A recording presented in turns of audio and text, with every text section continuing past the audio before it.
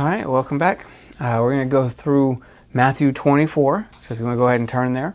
And in this video, we're going to start, it may take a few videos to work through some of this, but we are going to start talking about Jesus' answer to when is the destruction of Jerusalem going to come. And so we're going to start in verse 4 of Matthew 24.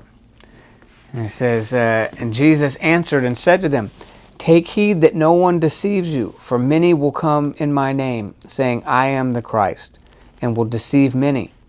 So in other words, he's not saying that they're coming in his name in the same way that the church comes in his name, that we are his representatives. He's saying they're going to say they're the Christ, is basically what he means. False Christ, or in a Greek way of saying it, Antichrist. Right? When Jesus says false Christ will come, that's the same, a false Christ is an Antichrist. Anti just means not the true one, and so he says there's going to be false Christs that are going to be coming, and it happened, in that generation leading up to the fall of Jerusalem. I have a quote here from John Wesley. He said, "Never did so many impostors appear in the world as a few years before the destruction of Jerusalem. Undoubtedly, because that was the time wherein the Jews in general expected the Messiah." He says there had never been a time in the history of Israel when there were so many impostor Christs, messiahs. He said there was false messiahs all over the place because everyone was in this fever pitch that the timing from the prophecies and everything was pointing to this, that it was supposed to come. Before Jesus, there were false Christs. After Jesus, there were false Christs. There were all kinds of people saying that they were the Messiah. Leading up to the fall of Jerusalem, there were false messiahs that were leading the people within. When Rome comes and surrounds them, there were 3 false messiahs. Jerusalem had broken up into 3 different sections on the inside. Not physically, but just as far as allegiance, the people's allegiance had divided into 3 different groups because there was 3 different Christs. Saying that they were going to deliver everyone and destroy Rome, and that this was the setup. God had brought Rome here so they could defeat them. And of course, none of that was true. They were all just antichrists or false Christs. And so let's continue. And he says, "You will hear of wars and rumors of wars. See to it that you are not troubled. For all these things must come to pass, but the end is not yet." So the end that he's talking about is not the end of everything. He's talking about the end of Jerusalem. So he's saying there's going to be a lot of wars. There's going to be a lot of fighting leading up to it. And that is true. During the days of Jesus, when he's talking, Rome had a relative amount of peace, right? But in the years leading up to the fall of Jerusalem, 30-something years after this, there was a large civil war that had broken out in Rome. There were several military skirmishes that had started in Israel between Rome and Israel. So minor rebellions popping up and people are fighting and all this kind of stuff. And Jesus is saying, there's going to be some war here happening in the Galilee or Caesarea and some of these places between Rome and Israel. There's going to be, Rome's going to have this big civil war. He's not saying, he just says wars and rumors of wars, but that is the fulfillment. There was lots of stuff because during that ministry of Jesus, during that window, Rome had kind of put everything down for the most part. And it was kind of Pax Romana, peace, of Rome, but it was peace through war, and they had put everybody down. So they had a relative amount of peace. And no one was defying Rome, not really. Rome had put the clamp down on everything. So to think that Rome was going to be at some of these massive wars would have been a change of pace, right? And so Jesus is telling them all that. And we know that in the 4 months leading up to the destruction of Jerusalem, the leadership in Rome, Caesar, switched hands 4 different times in 18 months. It was chaos for a group that had so much relative peace and strength. It was a big time of chaos. And so We got all these things popping up that would have been different for them. And so Jesus is, letting them know, you're going to see all that stuff. And many of them are going to live through it. And it's going to feel like chaos all around. And he says, but even then, that's not quite it. So that 5 to 7 year window before Jerusalem is destroyed was a lot of chaos in the Roman Empire. And so he's preparing them for all of that. So he says, you're going to see all that. Now let's go to verse 8. He says, all these things are the beginning of sorrows. And he says, then now Rome goes into civil war. Let me tell you another thing that happened during Rome. And we might have talked about this in a previous video, so I'll just go through it real quick. But Emperor Nero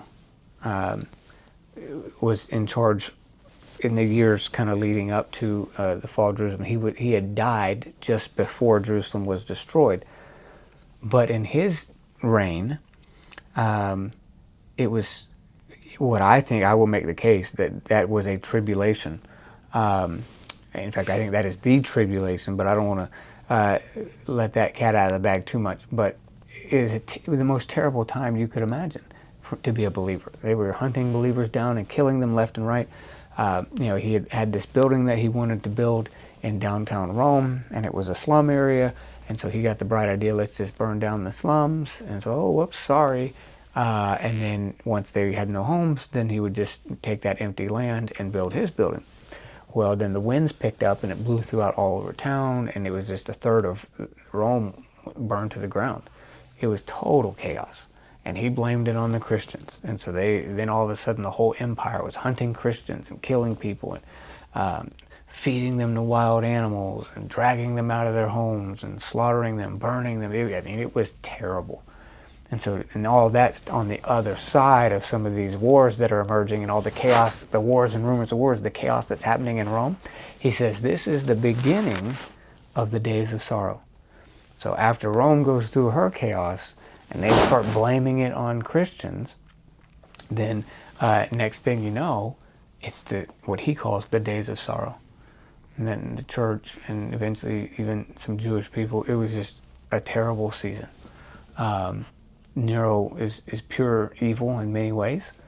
And Jesus calls that window after the chaos that happens to Rome and the wars and rumors of wars, that window where they start blaming it on the church and killing everybody and hunting them down and dragging them out of their homes. He calls that the days of sorrow. All right, then verse 9, they will deliver you up to tribulation and kill you, and you will be hated by all nations for my name's sake. So here in verse 9, he actually uses that word tribulation. In fact, I think let's deal with that now.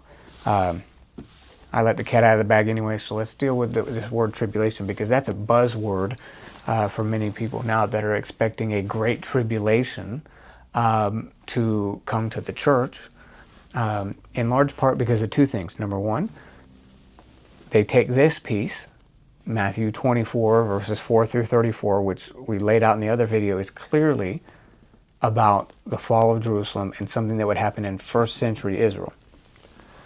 And they say, oh, it hadn't happened yet. And so now they're expecting it to happen to them, and they're looking for this great tribulation to come, that Jesus is clearly saying a tribulation is coming. There's a great tribulation coming, and they're looking for it in the future, when it clearly falls in the part when he says this is going to be a sign of what life is like right before the temple falls, right? So that's one part. Then the other part is then you look to Revelation and say, oh, well, look how terrible that looks. And they misunderstood that part too, because most of Revelation leading up to chapters 18 and 19 is about the fall of the great prostitute and all the stuff leading up to that and the destruction of Jerusalem by Rome. It's the same things. Matthew 24, Jesus' prophecy about the end of Jerusalem and all this terrible vision and all the destruction and the days of sorrow and how terrible it is, he's talking about the destruction of Jerusalem and the days leading up to it. Same thing with Revelation, all the terrible things and all that kind of stuff up to chapters 18 and 19 with the fall of the prostitute, the great city, the fall of Jerusalem. It's all terrible. And they're both talking about the same thing. The days, the couple of years leading up to the destruction of Jerusalem is going to be terrible. But both of those passages in the last little while have all been interpreted and taught as if they're for generations down the road and hadn't happened yet. So depending on how you take this, changes the game quite a bit. If you see 24 verses 4 through 34, where Jesus says all of this has to take place in this first generation, then the tribulation he's talking about has already happened. And if you take Revelation and say, well, okay, the fall of the prostitute to make way by the hands of Rome, the beast of Rome, to make way for the bride of Christ, well, that's already happened too. Then all of a sudden, where is this tribulation? And I think the whole doctrine of the tribulation is a misunderstanding. They are taking Jesus' clear prophecy about the fall of Jerusalem, Revelation's prophecy about the fall of the prostitute, which is also Jerusalem, and that is terrible times leading up to those. But for whatever reason, they're not associating that with the fall of Jerusalem and God's wrath that he promised. Jesus said the blood of everyone from Abel all the way till now, every good person that's ever died, I'm going to pour out judgment on this generation for that. It was terrible for these people. It was one of the worst seasons to live. And it was awful. It was a tribulation. But if you put Jesus' words in proper context, he's talking about the fall of Jerusalem. If you put Revelation in proper context, it's talking about the fall of Jerusalem. Other than that, there is no tribulation. That's the place. That's where it is this description of that. And so I think you could make a strong case that the tribulation that has been really thrown around in these last 50 years as something that, we better watch out for, it's all teaching about the fall of Jerusalem. Turn with me, if you will, to Revelation chapter 1. And we're going to be in verse 9. Look what John says. Revelation 1:9. He says, I, John, this is how he introduces the book of Revelation. He says, I, John, your brother and companion in the tribulation. Right? That's how he opens the book. He says, it's me, John. I'm your brother. And I know we're going through right now the tribulation. What tribulation? The one Jesus prophesied that would happen right before the fall of Jerusalem. And he's writing right before the fall of Jerusalem. And he's prophesying. And he says, it started. We're in it now. And so I think you got to put all that together and really come to terms with that Jesus' teaching on the tribulation is clearly in that section where he said, every one of these things I just said must happen in this generation. John writes the book of Revelation, and he tells all of the readers that he is currently in the tribulation, which is the years leading up to the fall of Jerusalem. And then you see these visions of all these terrible things in the opening of Revelation leading up to the fall of the prostitute, the fall of the great city, the fall of Jerusalem at the hands of the beast from Rome. And you put all that together, and I think the church in general has had this idea, and the church and even outside of the church, that there's this great tribulation that's still to come. And I think all they're doing is going back to passages that are clearly talking about the fall of Jerusalem and the judgment that God was going to pour out for the blood of all the righteous from Abel to Zechariah. He said, I'm going to pour out all their blood on this generation. And Jesus said, it's the days of sorrow. It for sure is a great tribulation. John writes his book and says, hey, we're in it. Me and you. The people he's writing to himself, he said, we're in the tribulation.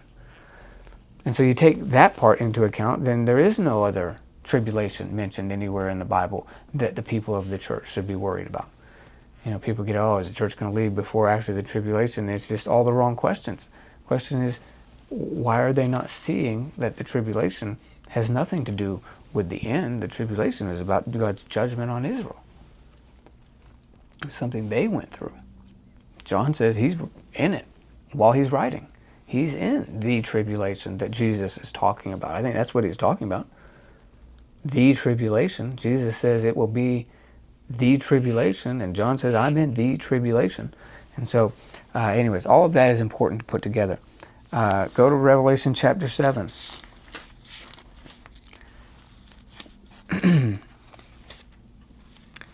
Verse 13.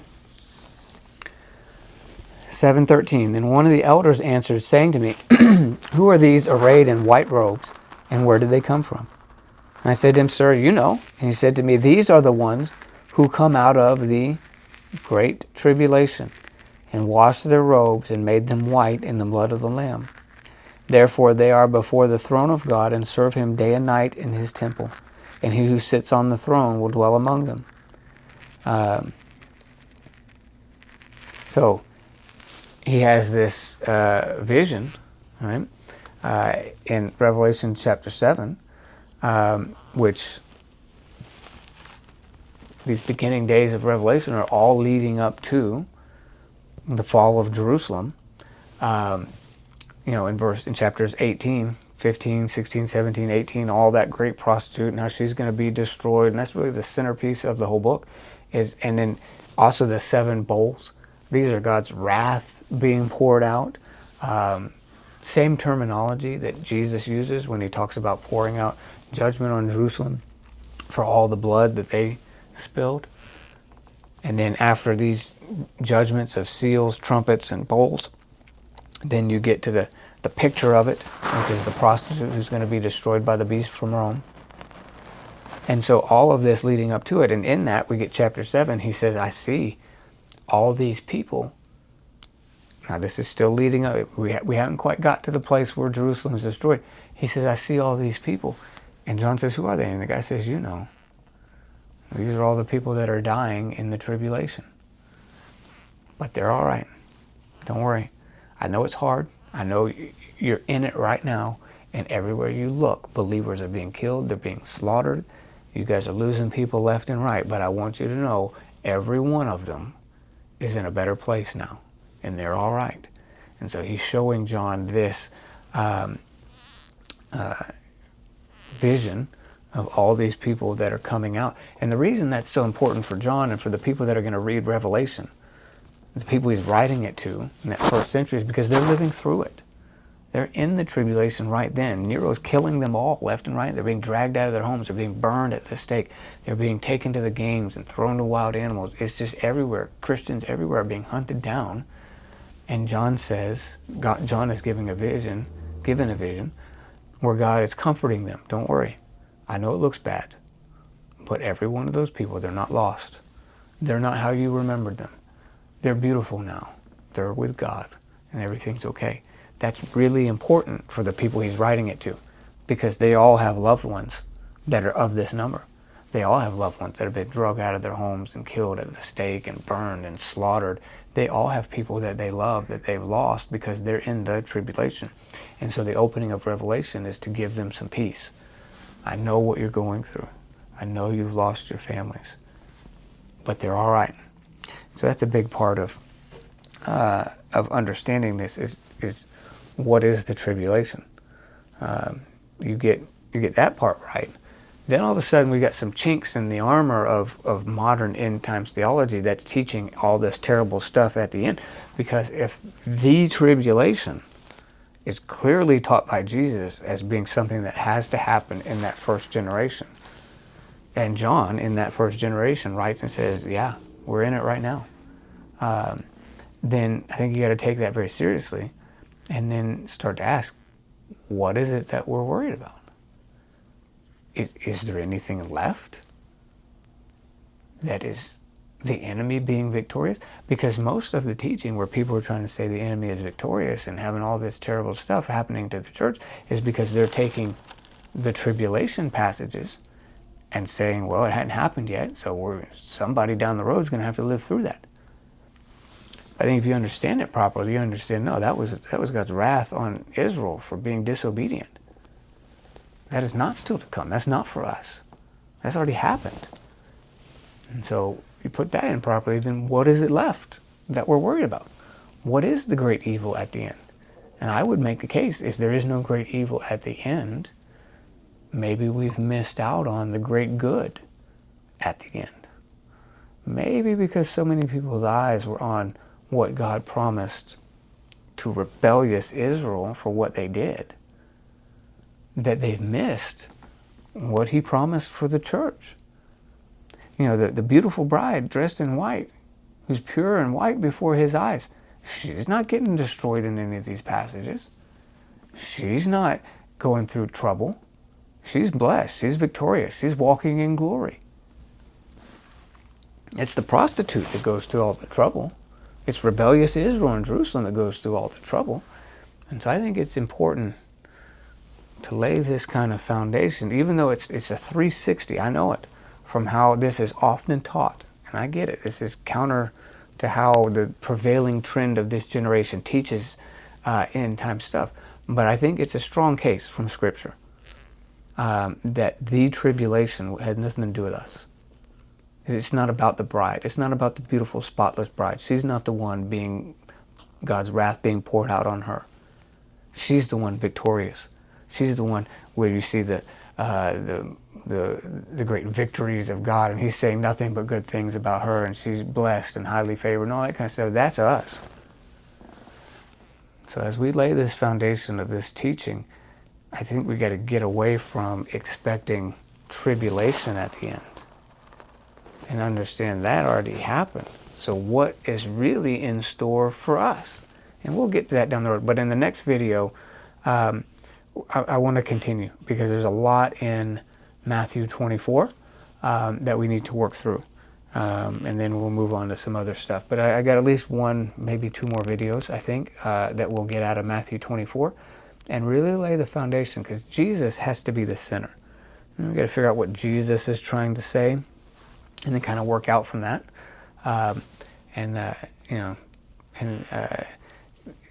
We're going to kind of compare, because, you know, in Luke and Mark, we have very similar passages as Matthew 24, and we'll get into that a little bit too, and kind of there's a few details in there that really help us to put the picture together. When we put all three of the versions of this story together, they each have different areas that they emphasize. So by putting them together in these next videos, we'll learn a thing or two more. All right? Well, be blessed. We'll get the rest of these videos out soon.